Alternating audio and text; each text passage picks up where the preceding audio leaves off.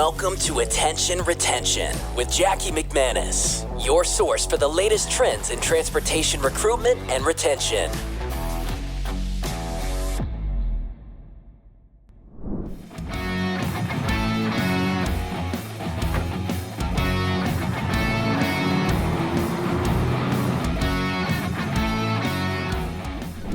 Welcome, everyone, to another exciting episode of Attention Retention.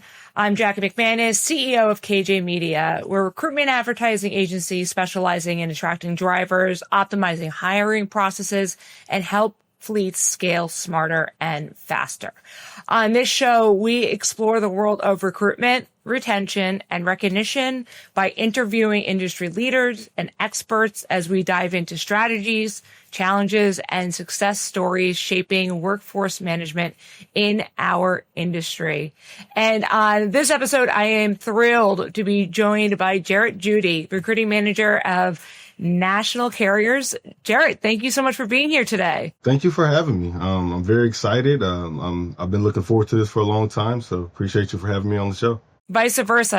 I said this right before we pressed the record button, but you have fantastic energy, very positive, and excited to have you and dive deeper on the world of recruitment in our industries. National Carriers operates a nationwide fleet with their mission is to be the safest, customer service focused, and successful motor carrier in their class, powered by elite drivers and office professionals.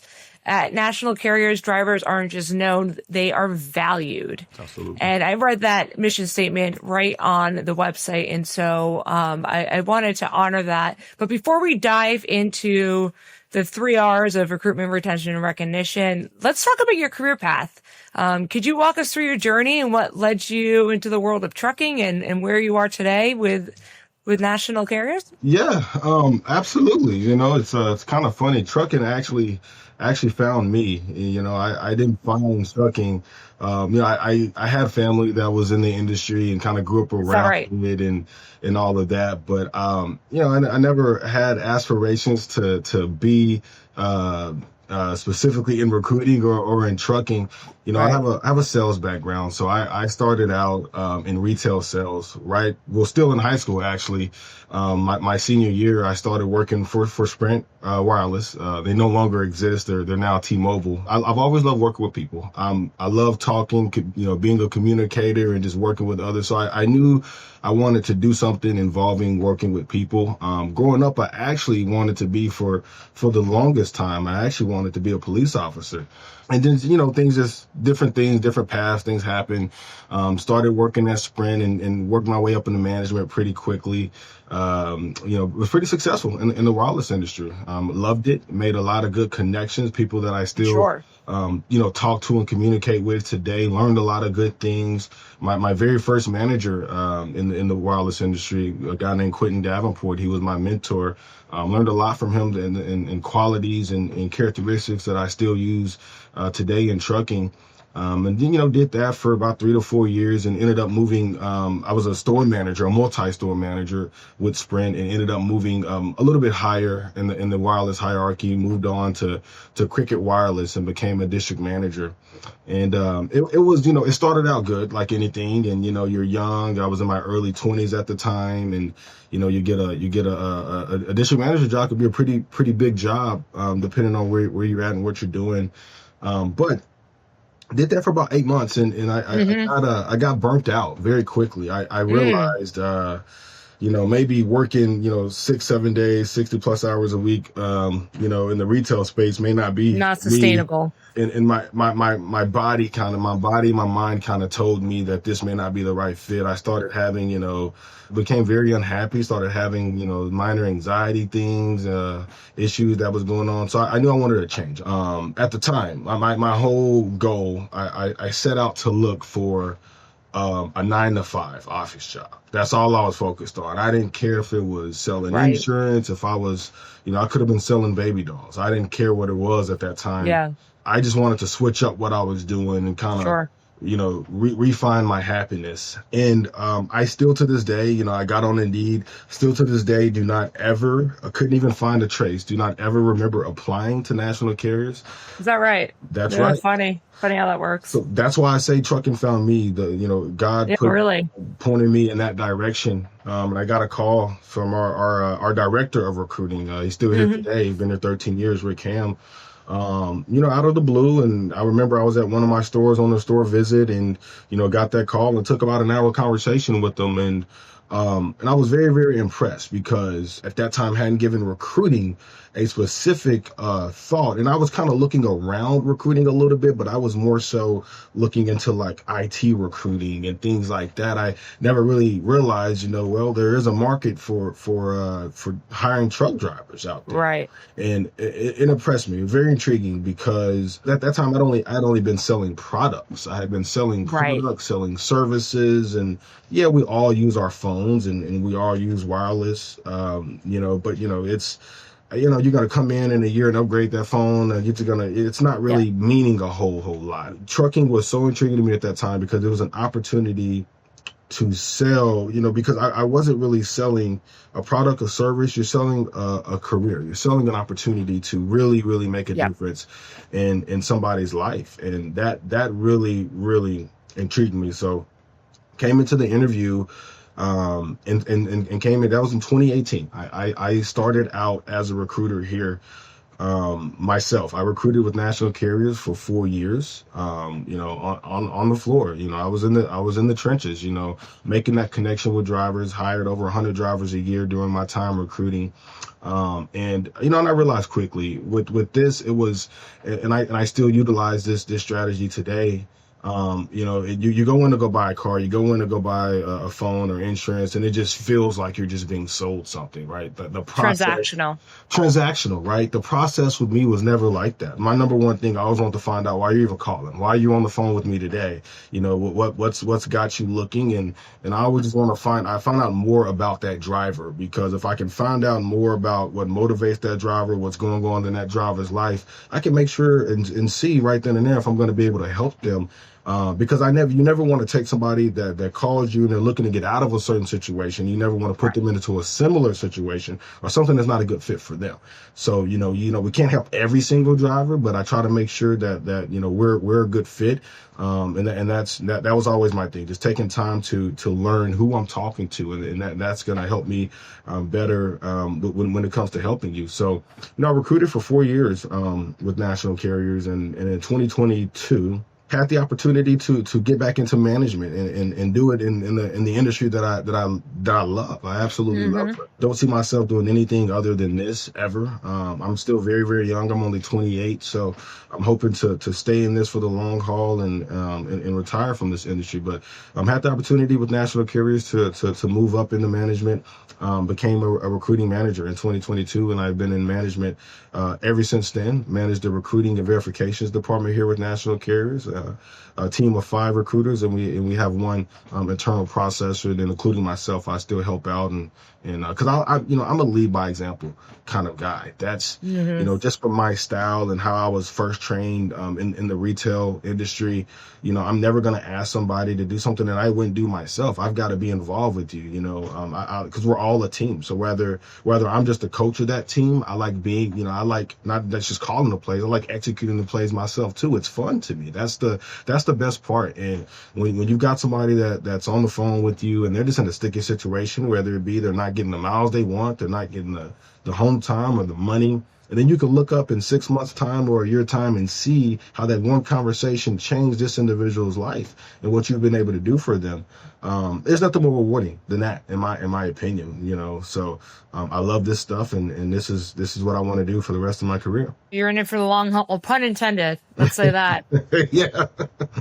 And it's interesting. I find that for me, other folks I speak to, there's folks that have been in the industry because their family's been in the industry, and so it's generational. And then there's folks like you and I never really saw myself in the trucking industry, and I've been in the industry now nearly for 20 years, and I've had KJ now for my advertising company for 12 of those years. So pretty long time. And I like to say I got bit by the trucking bug, and I'm stuck, right? Like I'm not going anywhere. But with that being said, I started my career in sales for a truck driver staffing agency, and went from sales to recruiting back to sales and built up this department. And there's so much transferable knowledge and from sales going into recruiting. I think one of the big points you just brought up as we kind of go right into recruiting, the first R is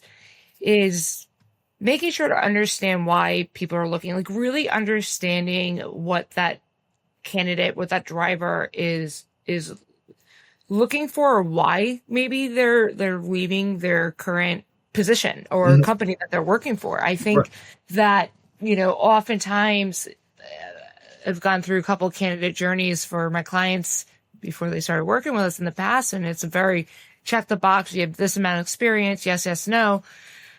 Yes, we need that for insurance or hiring purposes, but at the same time, finding out the why. And I think the why is always the big piece of what's going to make a driver stay or what's going to turn them over in a couple of months. So as you look at, you've had a couple of years, obviously, in your position now. What have you found to be the most effective ways to just getting general interest from new drivers across the board? Just be authentic, especially when you're talking on the phone. Drivers don't want to hear robots. They want to talk to real people. They want to hear honesty. We recruit with integrity. That's one of our biggest things. Even if it's something you may not want to hear the answer to, we're going to be honest to you. We're never going to lie to you, because the biggest thing for me when I'm recruiting and I'm painting this picture of what national carriers is going to be like, and you're imagining that in your mind and your brain, I want that to align when you get here and start to actually firsthand experience that, because there's nothing worse than, you get sold something or this is the way it's going to be, or you're talking to a recruiter or a hiring manager somewhere and you start a job and it's completely different than what they told you. You really just feel, misled, and that breaks that trust barrier immediately. So if I do that, and then you come in and that trust barrier is automatically broken in our first week of meeting each other, you're never going to trust me. So that's one of our biggest things, just being authentic. We show the real. We don't, we're not going to make things just look good for social media. We're going to talk about the real. We're going to show you the real. Sometimes, trucking can be ugly on certain sides. It's not all, like any industry, right? Yeah, exactly. It's not all glamours and roses all the time, but we don't want to be those guys or those recruiters that just tell you all of the good about national carriers. Or you call me, you ask me about how much can I earn, and I'm going to pick my top 10 guys or top 10 drivers in the last decade and give you their numbers. No, we're gonna talk about real average numbers based on where you live, what I have open, how well or how hard are you planning on running, all of that. We're going to talk about all of that, because I want that experience to be authentic, and I want it to align with what whether it's myself, whether it's Rick, or any recruiter out there, what they sold you in the process. So, and then also because if we continue to do that and recruit with integrity with every single driver, right, after a while, our drivers are going to start selling national carriers for us on our behalf. We're still going to do our job. We're still going to, put the marketing dollars out and do what we can to attract drivers ourselves.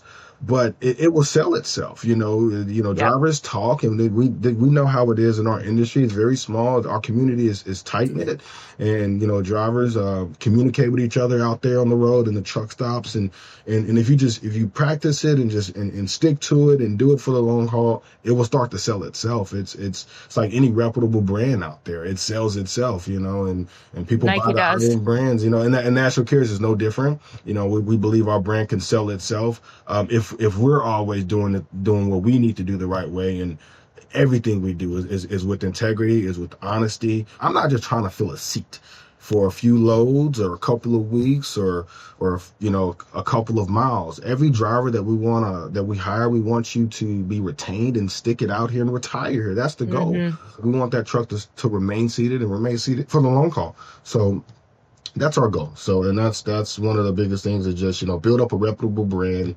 do it with honesty and integrity, and it will sell itself just like anything. Well said. That's for sure.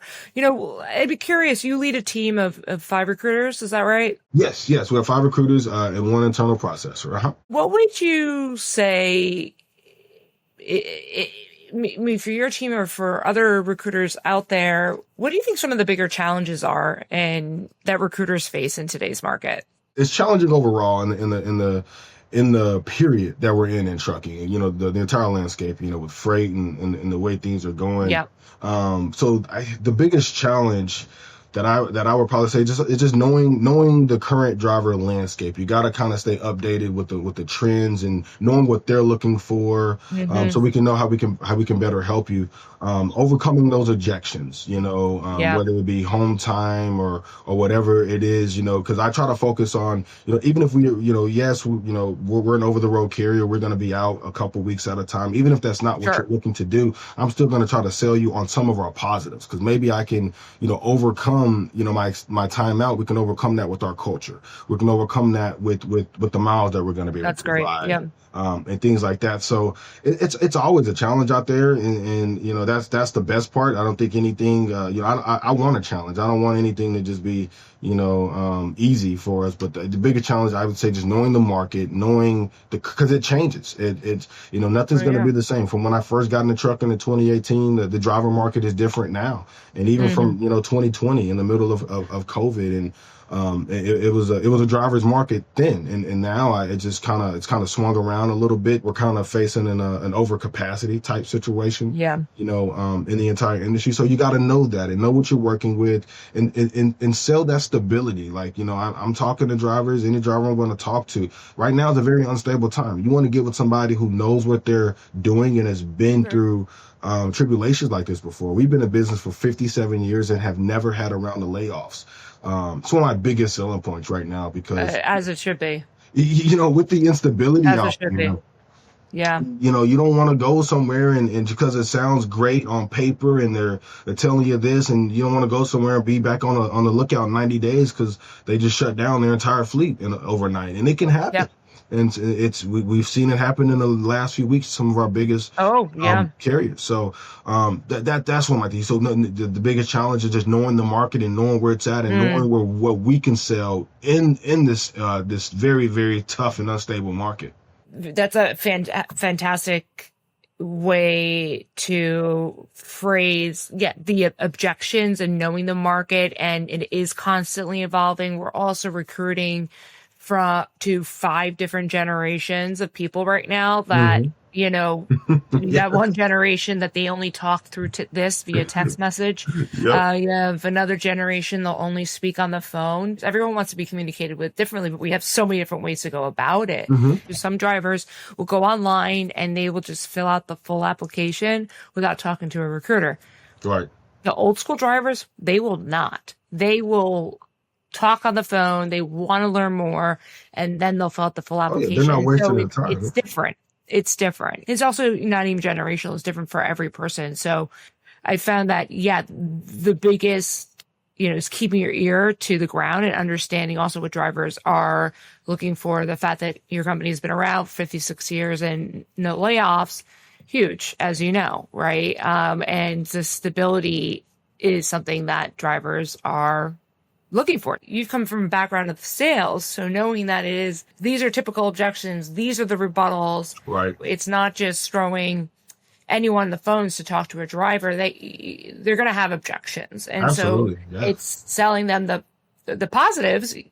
You may agree with them on I don't even call it negatives, but maybe the home time may be the issue for the driver, right? So you really understand though, and I've taught in your team on how to look at the multiple positions that you have at different facets of it, right? Absolutely. It's not just one way, this is the highway. Right. No, right. Because every driver is different, like you said. We're talking to, not the different generations. You just got to know who you're talking to, know how to go about it, and that's why I take the time to learn who I'm talking to. Because if I can find out what means the most to you, what's more important to you, is it money? Is it home time? Whatever it may be, I can use that to the advantage. In the process.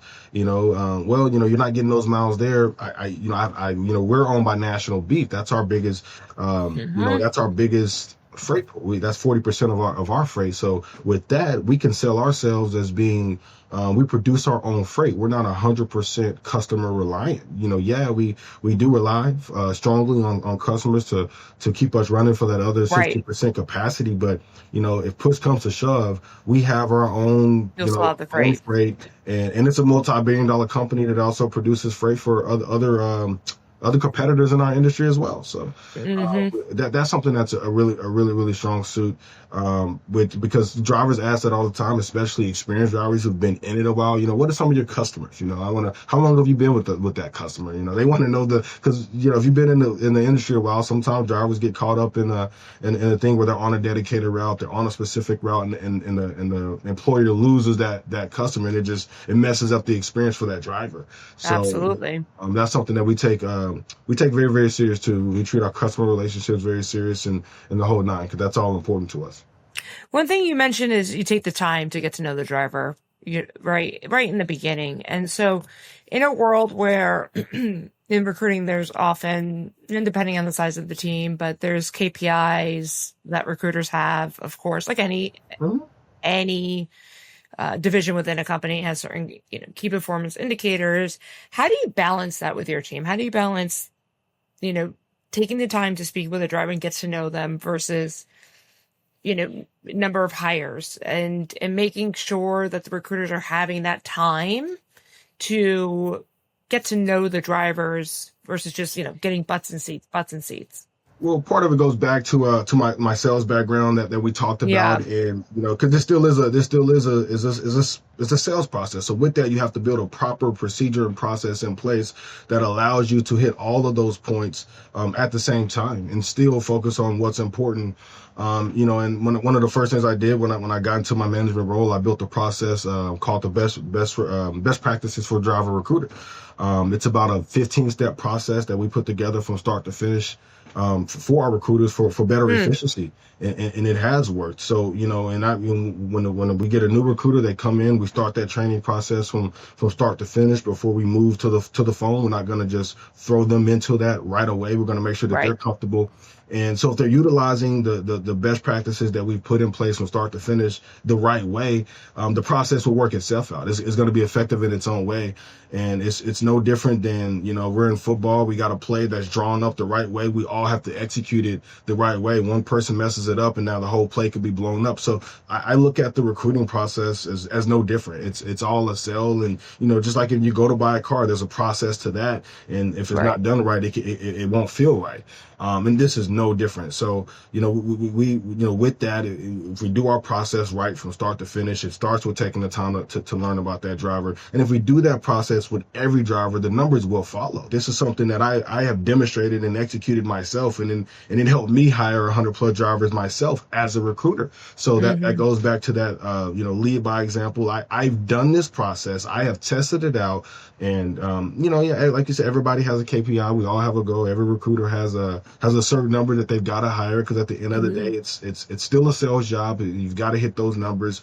Exactly. But the process is in place to help a recruiter hit those numbers. And by the time, utilizing that process for at least 6 months or more, effectively every single day, it's going to be memorized. It's going to be baked into into your strategy, into your process, into the culture, where, after a while, it's verbatim. It's off, it's natural. It's right off the dome. And another thing that I'm really, really big on is just being conversational with the driver. And, again, trying to find out more about them, but just, I don't only just try to make it just about, the job itself or whatever. Try to, just being personable, letting them know, we're human, you're human, we national carriers within itself, we've got about 500 trucks, a little over 500 drivers. We're almost 600 trucks, a little over 500 drivers. And we know all of our drivers by name. We take the time to do that. That's impressive. And if I was a driver, nobody wants to be call in at their DM that they worked for 2 years and be addressed by 4520 or something, right?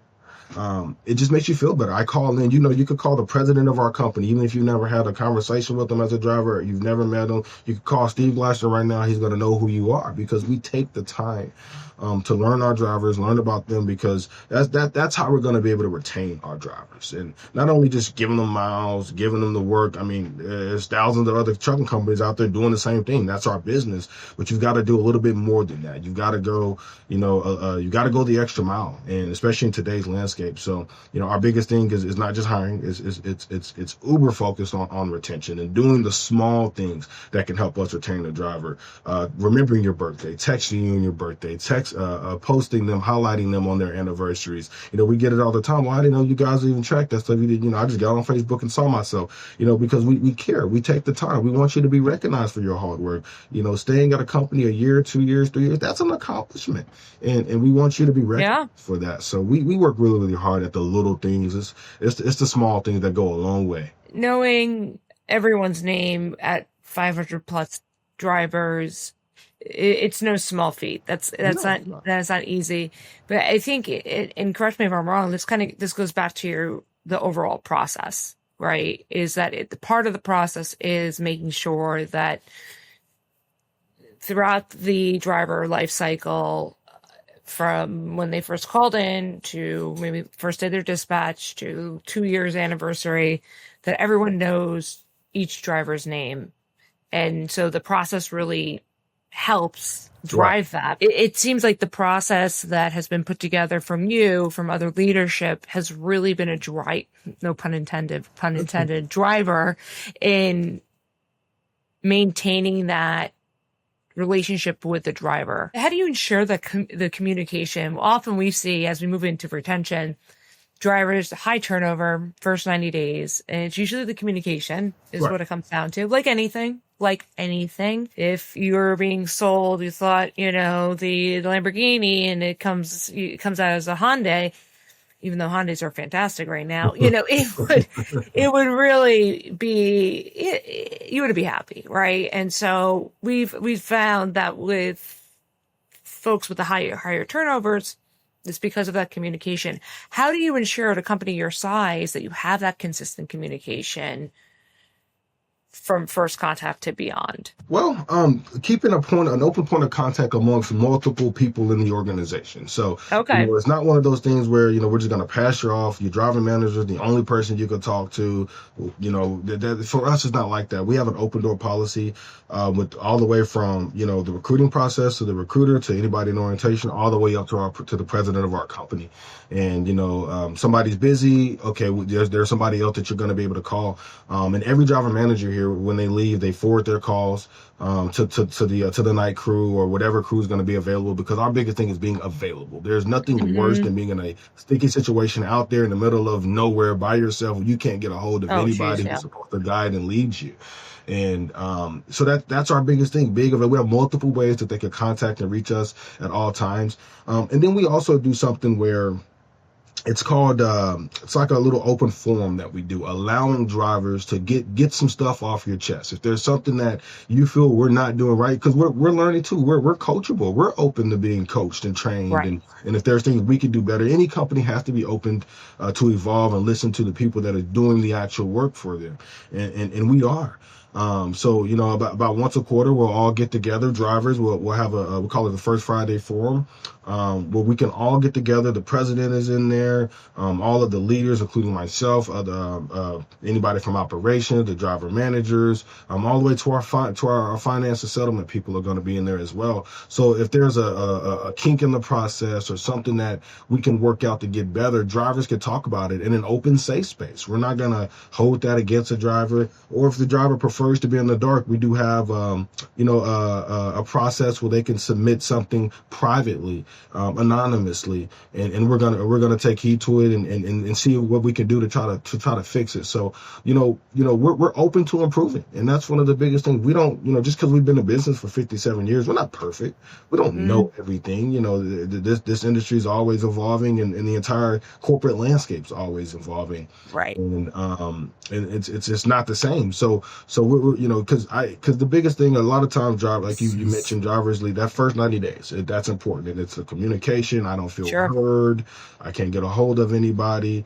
We keep our doors open and allow you to come to us and vent, so to speak, or talk to us about what's ailing you and give us an opportunity to fix it. Well, guess what? We're able to retain a lot of times, not all the time, but we're able to retain a higher percent past that 90 days. That driver that may have been gone, by us allowing him that opportunity to talk to his DM, to talk to our VP of Ops, to talk to Steve Gleisner about what's going on. He or she feels, okay, they care, they listen.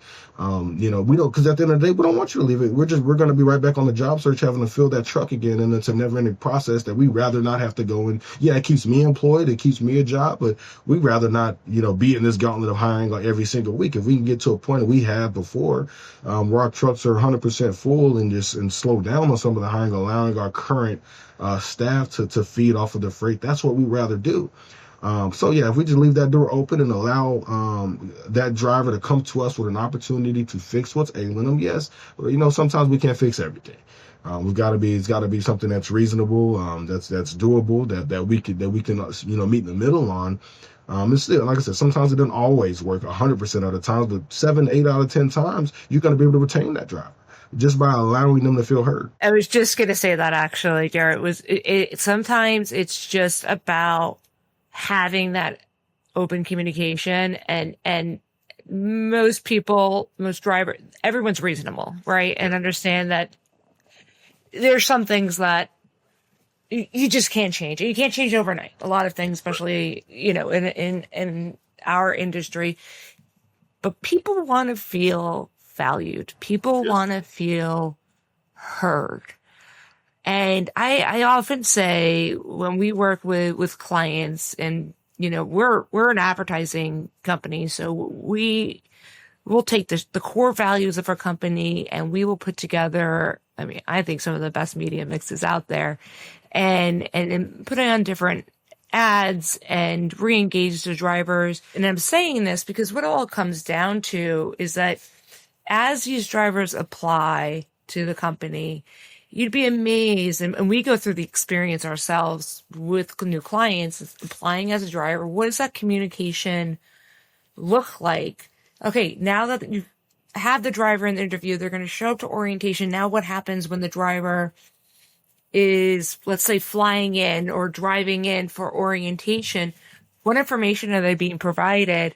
The highlight of this podcast is going to be the process, because a lot of times drivers aren't given the correct information of where they're going to be staying, who they're going to speak to. This is day one. This is what day one looks like, mapped out. This is day 2. This is day 3. And it may seem like overkill, but we have found with clients that have actually sent out a orientation, onboarding, this is what to expect in their process, they actually have a higher show-up rate. Yes. They have a higher show-up rate. We had a client, they had, let's call it 50% of drivers showed up. And I was like, let's look at this. So we peeled it back, and I was like, well, this is what's happened. The recruiters are doing a great job. They got the right drivers, it seems like, from the recordings. Then they had to fly up to a city. I think it was Kansas City. The drivers were given some information. They weren't given enough information. So imagine, you or me or another manager, executive in the space, we probably want all the information before we're about to hop on a Delta flight, I right? probably wouldn't if I didn't have all the information, to be completely honest with you. So. And guess what? If not, I'm not showing up, right? And it doesn't matter how great the conversation was with the recruiter, I was approved, I would want all the information. And so a key piece too is keeping that effective communication, but really onboarding that driver from start to finish and making sure that they fully understand what they're getting into. But then at that point, if you're saying to meet the driver. Yeah, we have open communication, open door policy. That's been overkill in a lot of different advertising areas. Proof is in the pudding, right? Proof is in the pudding. And so if you are then saying, and that message is consistent in onboarding, we have all these open door policies. We want to hear from you. Now, again, we can't maybe fix everything immediately, but we all know as people, as humans, as businesses, there's always opportunities to improve. Giving them that landscape, giving them that opportunity to have conversation and give valuable input and understand that, hey, you know what? I was heard. Maybe they're working on it. That's okay. And that's enough sometimes. Yes. That's enough. You're right. I think a big piece when I joined the industry 20 years ago is, first of all, when I heard about these 100% turnover rates, I go, why? Why? What's happening? And honestly, it's really coming down to the processes in place, and making sure, and that's evolving. That's always living, I'm sure, but typically there's a best practice process that should be in place, and that should be checked across the list. And usually the driver ends up staying, and you can know what to expect in the future. Right. Yeah, absolutely. I totally agree with you 1000%. Let's talk about the elite driver. Now talk about recognition. If you go to your social media pages, if you go to your website, you guys do a lot of work around the elite driver and really recognizing your drivers. I saw a 2024 driver receive a $10,000 check and amazing stuff. Tell us more about the recognition program you guys have there. For us, it's all about the drivers. And, we go by that mantra, the elite fleet. Every driver we hire, we want them to fit that mode of being an elite driver. We just had a driver of the month call this morning. Our driver of the month, Ron Hotchkiss, he's going to get $1,000. We do that once a month. The driver of the month gets $1,000, and our driver of the year that we present at our yearly banquet, they get $10,000. And it's all about driver recognition for us. Because you want to be heard and all of that stuff too, but I also want to be recognized for the good job I'm doing. Yeah. And you've got some drivers that have been out there a very, very long time and have just never gotten their flowers. So we're super big on recognition. And every time when I see drivers in the driver lounge and it doesn't matter how busy I am, my door is always open to any driver, and just tell them, I tell them thank you. I've even got my two daughters. Every time we see drivers out in public, we tell drivers thank you, because what they do out there is one of the most difficult jobs in America. And the general public would not be able to thrive as good as we do without the work that drivers are out there doing day in and day out. A lot of times while we're at home, sleep cozy, warm in the middle of the winter, they're out there in negative degree weathers doing the unthinkable. Some jobs that I'm gonna be honest, that I probably couldn't do myself. So that's very, very important to me. Is getting that recognition, even if it's not our driver of the month, our driver of the year. Just we see a random driver out there. Even if I don't know your name off top, I have to go maybe do a little bit of research into who you are. I'm gonna let you know, thank you, and I'm gonna talk to you like I just met you. Like right now. I'm gonna let you know, because it's the small things that matters, and that's why like I mentioned, we're big on remembering birthdays and anniversaries, and it makes a difference. And we also, and it's not just for our drivers as well. We're very, very big with a family culture. We all have things that go on in our families, and unfortunately we all, lose loved ones at some point in time. And if national carriers knows about that while you're working with us, we're going to send flowers, to the family. It's those small things, and that stuff goes a long way when you're a driver and you're dealing with something in your family. You've lost somebody very, very close to you, and your employer, unbeknownst to you, sends flowers, to the funeral home of the loved one. That goes a very long way. And a lot of times our drivers remember that, like, okay, if I'm having a frustrated week, I was thinking about quitting, but I remember, I'm not sure that this next company would even go that far as to do what national carriers have done for me. So we just go, we try to be different, and that's from communication, that's from recognition, that's from actually living and acting out what we preach and putting it to test. Yeah. And just, we just want all of our drivers to be heard and feel recognized out there. We're big too. Our social media manager Ed, I think you might have spoken with him briefly. He tells drivers all the time, just shoot me. It doesn't matter. Just shoot me a random picture of you in the truck or whatever. Because we just want to see those things. We want to see you out there having fun, doing your job, but we want you to be commended and highlighted for it because we care. None of us would be employed or here at National Carriers if it wasn't for the work that our drivers do for us day in and day out. So we're grateful. When I retire, I want to go to college campuses and educate the next generation on our industry and the impact of our industry. I know for years, a lot of family friends. I'm a girl from New York, Long Island, and my parents aren't in the industry, and I fell into the industry myself too, and I didn't know the essentialism of our industry until I was taught. And once I was taught, I stayed and I stuck, and I was like, this is incredible, an incredible industry.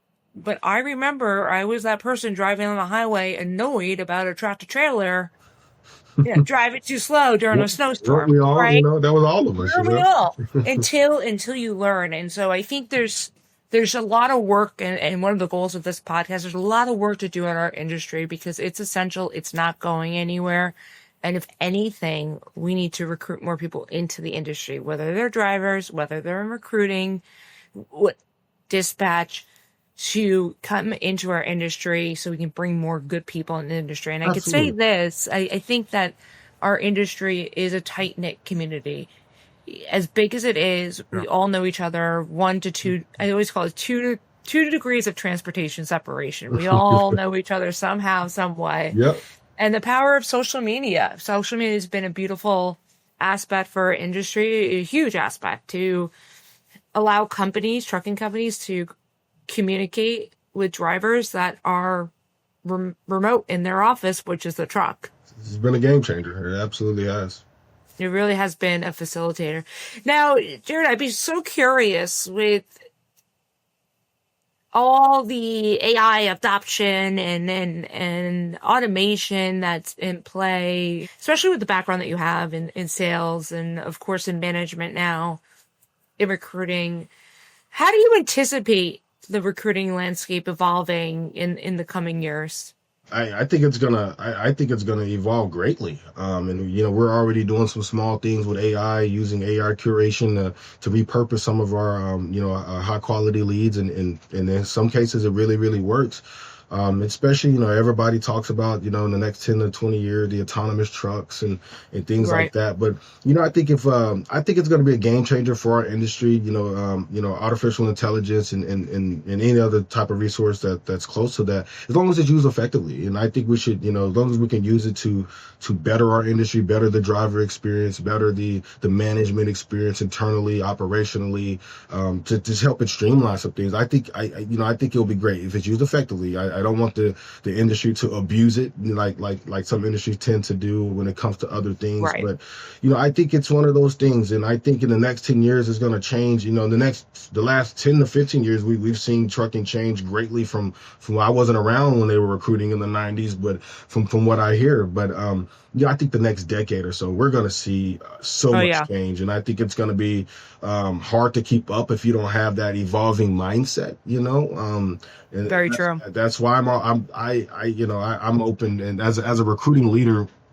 I always take meetings, and I'm one of those guys. I almost take all meetings and find out, if it's going to be for me while I'm in it, because you just never know sometimes. And I never decline, a meeting just because I already, I may already be working with a client similar or whatever.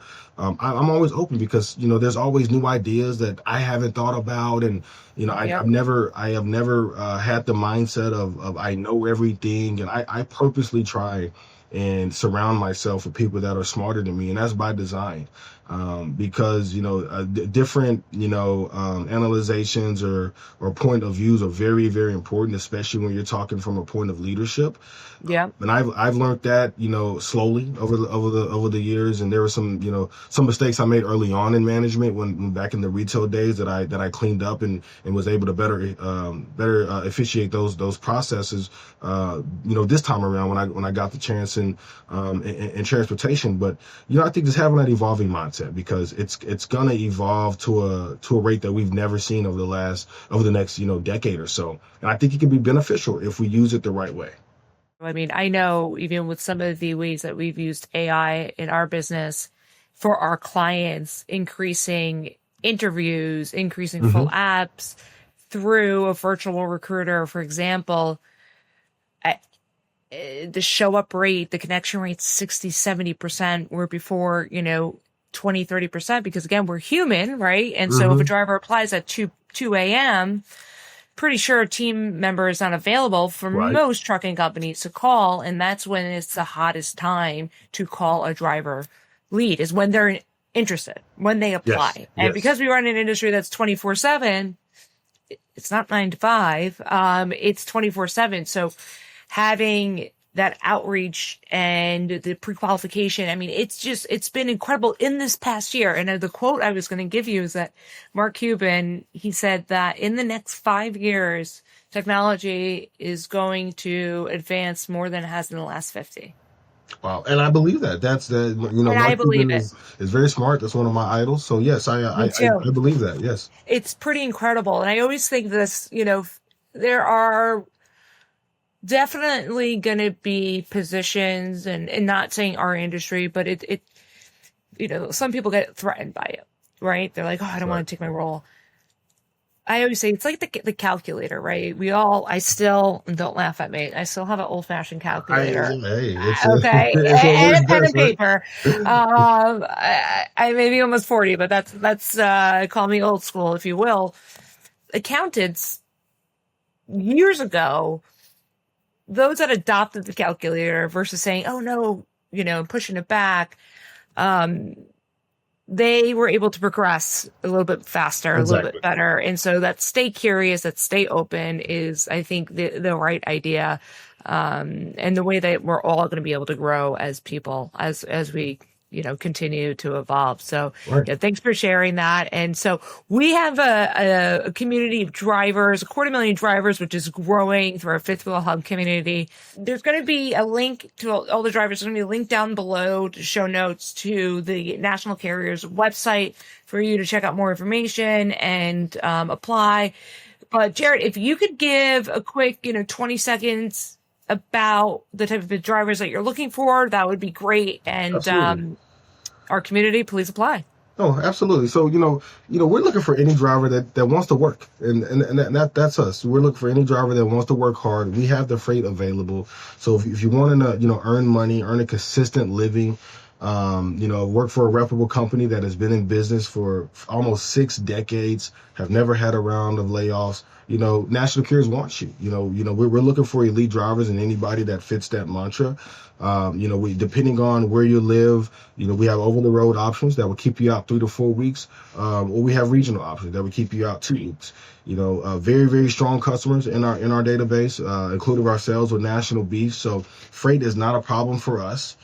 We have that ability to keep our drivers running. And we just want people that want to work, want to make a living, want to still have fun doing this, because, it's still a job, but it can still be fun out there. We want it to be fun. We try to make the experience as best as we can possibly make that. But, you want to work for a carrier that listens to you, that cares about you, cares about your well-being and your safety in the scope of doing your job. And for us, our drivers, they're their eyes out there. We're never going to force a driver to drive in an unsafe situation or anything like that. Because for us, your safety supersedes the freight net trailer to us personally.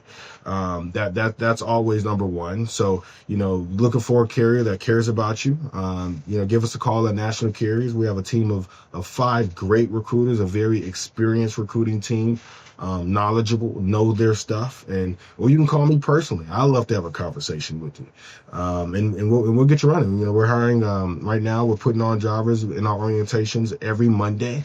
We have about a 95% seated rate when it comes to our trucks versus open availability. So as we progress deeper to the summer, I can't say that I'm going to be hiring every single week. So I would get in while you can, and we're a great place to be. So we'd love to have you.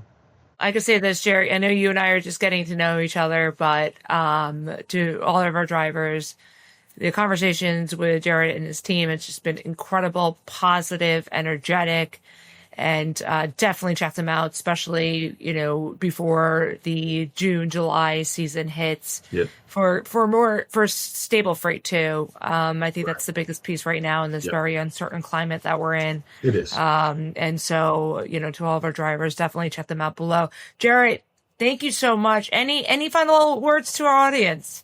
No, to anybody that's listening, watching, I appreciate it, and just give us a call at National Carriers, and we'll see how we can help you out. And even if we can't help you right here in the here and now, we'll pick a date that when we can, and we hire new drivers as well. So those drivers getting out of trucking school and out of home, National Carriers has a place for you.